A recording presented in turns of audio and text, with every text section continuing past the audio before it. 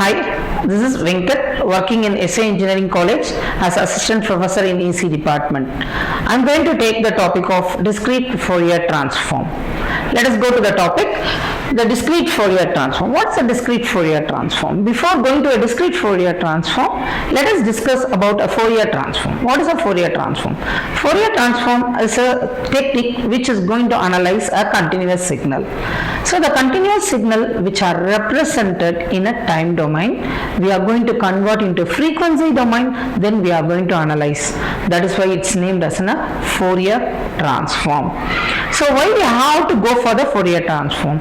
Because the signal which are not on a specific interval, which cannot be repeated, which cannot be identical, so which has to be analyzed with the help of the Fourier transform. So we are going for now the digital Fourier transform. So why we are going for discrete Fourier transform? The digital or discrete? This discrete means the signal which is not on a continuous one. For example, if I am going to have a signal which is going to be x of n, which is going to be x of n equal to 1, 2, 4, 5, the signal which are represented is discretely. So this is the position as 0, this is the position 1, this is position 2 and position 3. So now we are going for how we are going to analyze the discrete Fourier transform. So what is Fourier transform? Where any signal which has a finite equal sample can be converted into a discrete Fourier transform which has the same number of length sample in a frequency domain. Okay, so which is going to be in a complex number. We are giving as a discrete signal which has, which has n is equal to, which is n is equal to x of n equal to 1, 2, 3, 4, which is in a discrete one, which gives the resultant in complex number. What do you mean by complex number? For example, I can say it as 2 plus j, which has a real part and imaginary part. Now, let us go how to do a discrete Fourier transform. So, how I can represent a signal if it is converted into a discrete Fourier transform? X of k. So, what is the formula? Summation n is equal to minus infinity to plus infinity x of n e power minus j omega n. So, in prescribedly I can say it as n is equal to 0 to n minus 1 x of n e power minus j omega n. So, I am going to convert a signal, given signal, into a discrete Fourier transform. Let us go and solve the problem. Okay, now what is Twiddle factor? Before going to a problem, we have said no, e power, it's a e power, it's e power, e power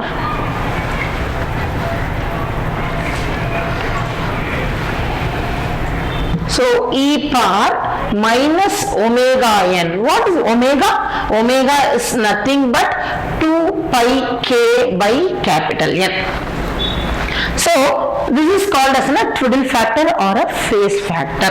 So how to calculate that value? So I can write this value as cos omega n minus j omega n. This is the formula for e power minus omega n. So for example, if I have e power minus 2 pi k by capital N can be written as cos 2 pi k by capital N minus j sin 2k by capital N. This is the formula for expansion of a Twiddle factor. Now let us go to the problem. How can we solve the problem? Okay, I am taking a problem. So now, I am going to take a problem. So they given a sequence as x of 0 as 1, x of 1 is equal to 2, x of 2 is equal to 2, x of 3 is equal to 1. This is the sequence they given. In addition to that, they said x of n is equal to 0 otherwise, which says the sequence has only 4 samples. That sample is represented here 1, 2, 2, 1. Now, what is the formula? N is equal to 0 to n minus 1. What is the sequence length? It is going to be 4. So, I can write as 4 minus 1 is equal to 3. X of n e power minus j2 pi n by n. N is nothing but number of samples. So, that is going to be changed as 4. Now, after expansion, I have to substitute the k value as 0 to n minus 1, which is going to be 0 to 3. So, I am going to expand the sequence. Now, I am expanding as x of 0 e power minus j2 pi k 0 by 4 plus x of 1 e power minus 2 pi k 1 by 4 plus x of 2 e power minus j2 pi 2 divided by 4 plus x of 3 e power minus 2 pi k 3 divided by 4. Now, if you want simplify it here itself. So, I can cancel this part, I can write as 2. So, this value will become 1. So, what is the x of 0? 1. X of 1 is equal to 2. Then I am going to write this value over here. Okay. So, then next this 2 will be cancelled. This 2 will be cancelled. That's why it's j pi k. Then this value is 1 j 3 pi k by 2. Now, I can expand it. If I already said e power j theta minus j theta is equal to cos theta minus j sin theta. So, it has a real part and imaginary part. Now, what I am going to do, I am going to segregate real part. If you want, you can write it as real part and imaginary part altogether. For my convenience, I am writing as 1 plus 2 cos minus pi k by 2. In order to represent this minus, it is plus, because cos of minus theta will become plus cos theta. Okay, then I can write as minus 2j sin pi k by 2 minus 2j pi k minus 2j sin 3 pi by n.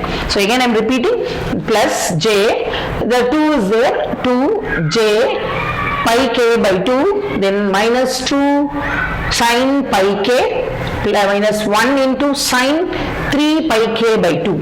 Now, what I should do, I have to take a calculator. If you are not going to use a calculator, you have to substitute the k value as 0 first.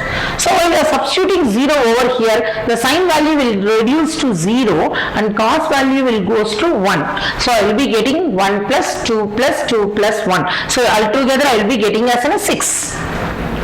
Next, what I should do, I have to substitute 1 over there. If I substitute 1, what I will be getting? So, I have to do step by step. I will be getting the value as minus 1 and minus j. Again, if I substitute 2, I will be getting 0, because if I do cos of minus pi will become minus 1. Here also a minus 1. So, altogether we can get as 1 0 over here. So, you solve each and everything by substituting k value. After completing, whether your answer is correct, how can you check it? You just add all the values. So, if you add all the values, you will be getting multiples of 4 or 8 will be getting. So, you will be cancelling, you will be getting 4. So, multiples of 4. Your answer is correct. In shortcut method, initially while you are doing itself, you can check the initial value is correct. You add all the input sequence and check it whether it contain the sum of this sequence, 1 plus 2 plus 2 plus 1. So, it will be getting as 6. So, this is a shortcut method. So, this is the way to solve the problem of DFT. Okay, thank you. Let us continue in the next section.